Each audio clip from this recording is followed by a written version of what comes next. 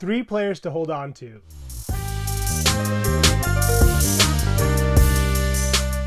Let's kick it off by talking about Ausar Thompson. While the Pistons season has been a disappointment to say the least, Thompson has been a bright spot. The rookie has definitely flashed his potential, and I think his future is bright. In my opinion, he's lived up to the pre-draft hype, and he has actually looked more NBA ready than his brother Amen. Not to say that Amen won't bridge the gap, but at this point, Ausar has more opportunity and a more clearly defined role on his team. In 24 minutes per night, Ausar has averaged around 8.9 points, 6.9 rebounds, 2 assists, 1 steal, and 0.9 blocks per game. However, in the 24 games that he started, he's played around 29 minutes per game, and he scored around 10.8 points, he's had 8.9 rebounds, 2.7 assists, 1 steal, and 1.3 blocks. And he's also shot at nearly 47% from the field. Unfortunately for Thompson, the Pistons have just not found a lineup that has been consistent, and I would expect them to keep shuffling through different lineups until they find one that is. And if Thompson can continue to demonstrate his ability to produce, he may cement himself in the starting lineup by the time the season ends. I should mention he does need to work on his three-point shot. For the year, he's shooting at an insanely low 15.5% from deep, and also his free throw shooting. He's shooting at 65% from the line. If he can clean those two things up, he should really see a nice boost in his value.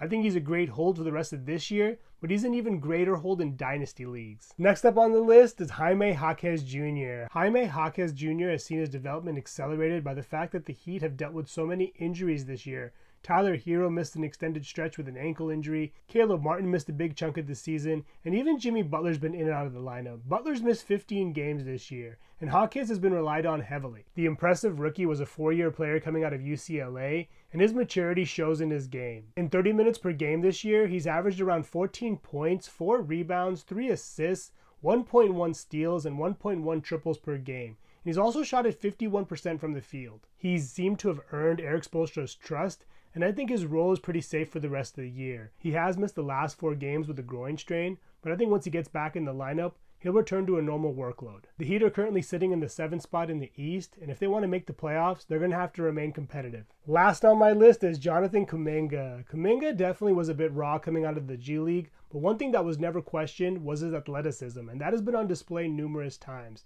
And if the Warriors want to develop him, they're going to have to start giving him consistent minutes. And I think with them sitting near the bottom of the West, they may have to do that sooner rather than later. Coach Steve Kerr has been reluctant to give consistent minutes to the younger players. We saw that with Jordan Poole, we see it with Moses Moody, and Kuminga is no stranger to this either. But I think if they want to compete with a younger NBA, players like Kuminga are going to have to start to get more minutes, especially down the stretch. Kuminga definitely did his part and took advantage of his opportunity when Draymond Green was out with suspension, and over the last 10 games, he's averaged nearly 27 minutes per night.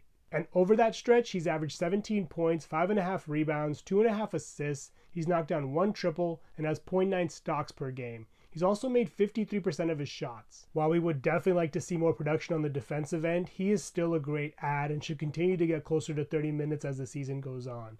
I think he's a better add in points leagues at this point, but he's still a good hold in either. Lastly, I know he's been the center of some trade rumors, but I don't see that happening, and even if it were to, he would likely be traded to a place that has a lot of minutes available. Those are 3 players to hang on to. Thank you so much for watching. Please subscribe and let me know which players you think we should hold on to in the comments below.